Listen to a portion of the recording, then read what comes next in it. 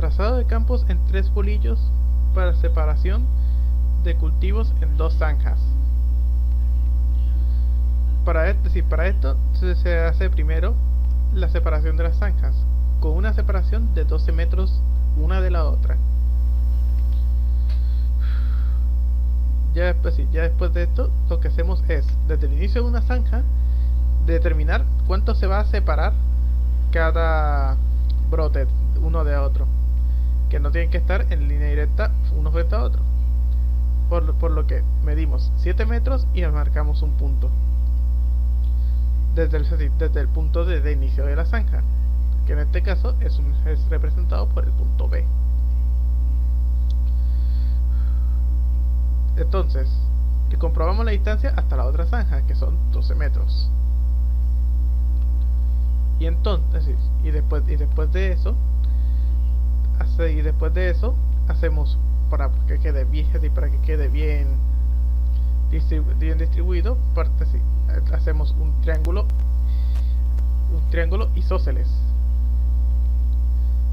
que nos ayudará a mantener siempre la misma separación entre ambos puntos. Partimos en dos, dividimos entre dos la distancia del punto A al punto B. Este nuevo punto al que podemos llamar de cualquier forma, en este caso T, ese que tomaremos para plantar el primer brote de la segunda zanja. Y usamos el teorema de Pitágoras para comprobar distancias, que en este caso tienen que ser de 12.5.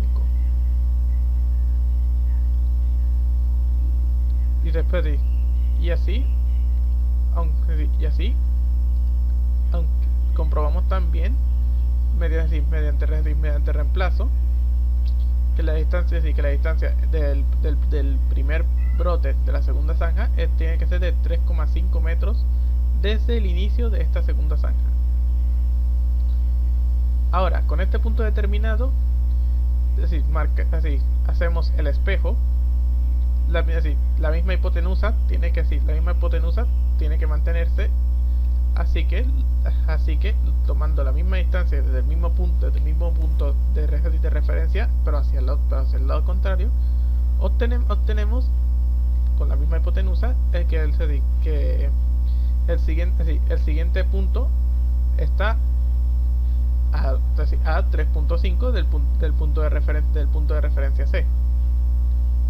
Con lo que podemos al sumar la distancia de ambos puntos, del F y del punto F al punto D, comprobar que hay 7 metros, al igual que lo hay desde el punto B al punto A.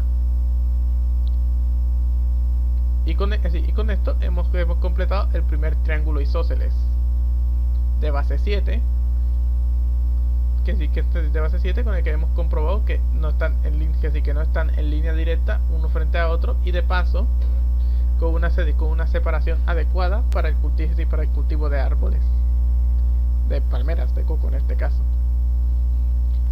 Y podemos seguir repetidamente replicando el mismo proceso,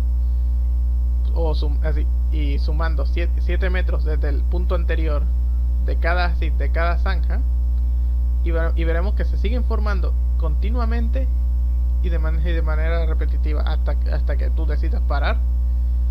Triángulos isósceles de base 7 y de hipotenusa 12,5.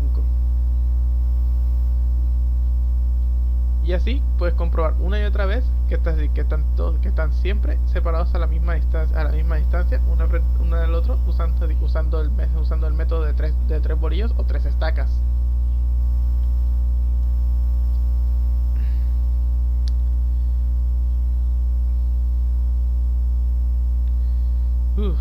Muchas gracias por escuchar.